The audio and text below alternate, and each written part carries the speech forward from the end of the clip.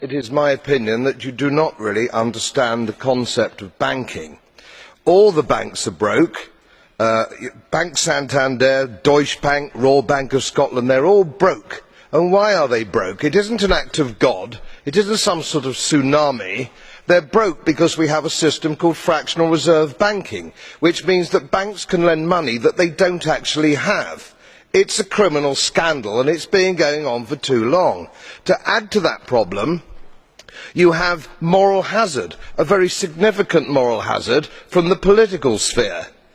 And most of the problem starts in politics and central banks, which are part of the same political system.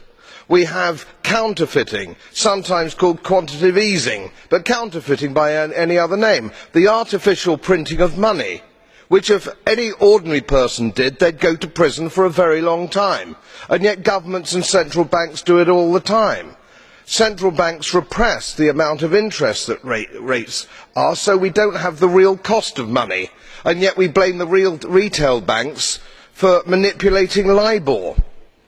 The sheer effrontery of this is quite astonishing. It's central banks that manipulate interest rates, Commissioner.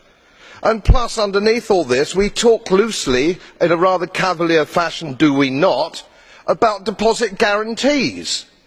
So when banks go broke through their own incompetence and chicanery, the taxpayer picks up the tab. It's theft from the taxpayer.